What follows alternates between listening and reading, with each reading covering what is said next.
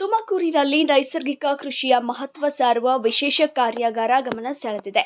ಜಿಲ್ಲೆಯ ಹಿರೇಹಳ್ಳಿಯ ಕೃಷಿ ವಿಜ್ಞಾನ ಕೇಂದ್ರದಲ್ಲಿ ಬಿಜೆಪಿ ರೈತ ಮೋರ್ಚಾ ವತಿಯಿಂದ ಆಯೋಜಿಸಿದ್ದ ಈ ಕಾರ್ಯಾಗಾರದಲ್ಲಿ ನೂರಾರು ರೈತರು ಭಾಗವಹಿಸಿ ನೈಸರ್ಗಿಕ ಕೃಷಿ ಪದ್ಧತಿಗಳ ಕುರಿತು ಮಾಹಿತಿ ಪಡೆದುಕೊಂಡರು.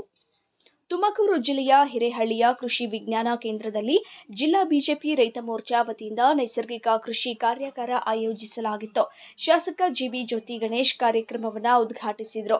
ಜಿಲ್ಲೆಯ ವಿವಿಧ ಭಾಗಗಳಿಂದ ಆಗಮಿಸಿದ ನೂರಾರು ರೈತರು ಕಾರ್ಯಾಗಾರದಲ್ಲಿ ಭಾಗವಹಿಸಿ ನೈಸರ್ಗಿಕ ಕೃಷಿಯ ಅಗತ್ಯತೆ ಹಾಗೂ ಅದರ ಪ್ರಯೋಜನಗಳ ಬಗ್ಗೆ ಮಾಹಿತಿ ಪಡೆದುಕೊಂಡರು.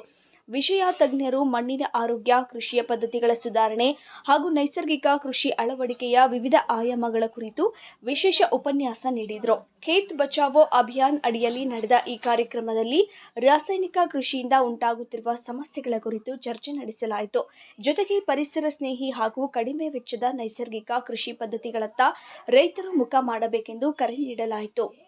ಶಾಸಕ ಜಿಬಿ ಜ್ಯೋತಿ ಗಣೇಶ್ ಮಾತನಾಡಿ, ದೇಶಾದ್ಯಂತ ಕೃಷಿ ಪದ್ಧತಿ ದಿನೇ ದಿನೇ ಕ್ಷೀಣಿಸುತ್ತಿದೆ. ಅದನ್ನು ನಾವು ಹೆಚ್ಚಳ ಮಾಡಬೇಕಾಗಿದೆ. ಅದಕ್ಕೆ ನರೇಂದ್ರ ಮೋದಿ ಅವರು ಹೆಚ್ಚಿನ ಮಹತ್ವ ಕೊಟ್ಟಿದ್ದಾರೆ ಎಂದರು. ರೈತ ಮೋರ್ಚಾ ಅದರ ಉದ್ದೇಶ, ಭಾರತೀಯ ಜನತಾ ಪಾರ್ಟಿಯ ರೈತ ಮೋರ್ಚಾದ ನಿಜವಾದ ಒಂದು ಉದ್ದೇಶದ ಒಂದು ಕಾರ್ಯಕ್ರಮ ಇದು ಅಂತ ಹೇಳಿದ್ರು ತಪ್ಪಾಗಲ್ಲ.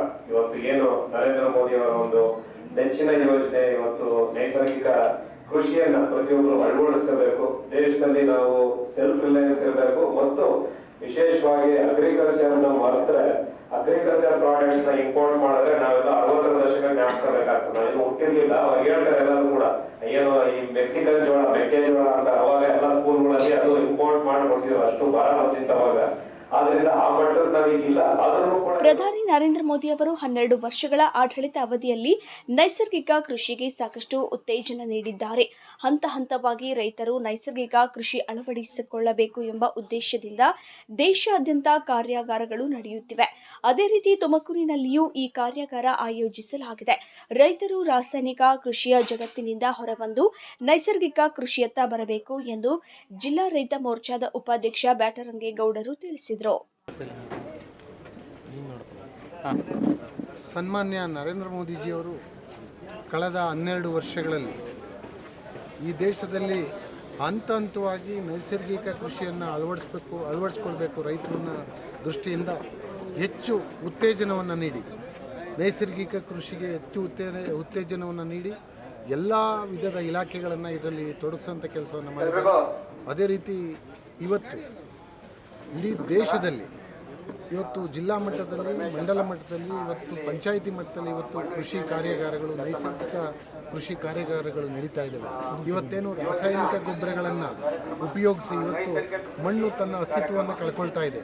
ಆ ಕಾರಣಕ್ಕೋಸ್ಕರ ಹಂತ ಹಂತವಾಗಿ ರೈತರುಗಳು ಈ ರಾಸಾಯನಿಕ ಕೃಷಿಯ ಜಗತ್ತಿನಿಂದ ಹೊರಗಡೆ ಬರಬೇಕು, ನೈಸರ್ಗಿಕ ಕೃಷಿಯನ್ನು ಅಳವಡಿಸ್ಕೊಳ್ಬೇಕು.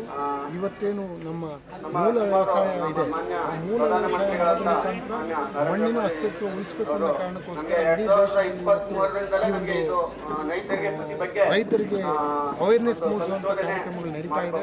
ಆ ಕಾರ್ಯಕ್ರಮ ತುಮಕೂರು ಜಿಲ್ಲೆಯಲ್ಲಿ ಯಶಸ್ವಿಯಾಗಿ ಇವತ್ತು ನಡೀತಾ ಇದೆ.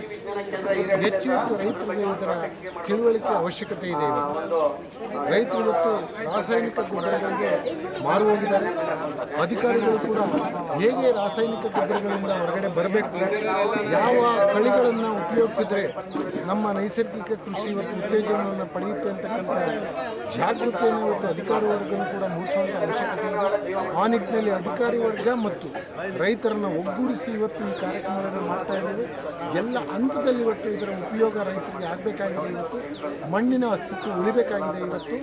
ಹಾಗಾಗಿ ತುಮಕೂರಿನಲ್ಲಿ ಇವತ್ತು ಈ ಒಂದು ಕಾರ್ಯಕ್ರಮವನ್ನು ಯೋಜನೆ. ಜಿಲ್ಲಾ ಬಿಜೆಪಿ ಅಧ್ಯಕ್ಷ ಹೆಬ್ಬಾಕ ರವಿಶಂಕರ್, ಕೃಷಿ ವಿಜ್ಞಾನಿ ಯೋಗಾನಂದ್, ಬಿಜೆಪಿ ರೈತ ಮೋರ್ಚಾ ಜಿಲ್ಲಾಧ್ಯಕ್ಷ ಸತ್ಯಮಂಗಲ ಜಗದೀಶ್, ಬಿಜೆಪಿ ಮುಖಂಡ ವೈಎಚ್ ಹುಚ್ಚಯ್ಯ, ಪ್ರಧಾನ ಕಾರ್ಯದರ್ಶಿ ಎಚ್ಎಂ ರವೀಶ್ ಸೇರಿದಂತೆ ಬಿಜೆಪಿ ಮುಖಂಡರು, ಕೃಷಿ ಇಲಾಖೆ ಅಧಿಕಾರಿಗಳು ಪಾಲ್ಗೊಂಡಿದ್ದರು.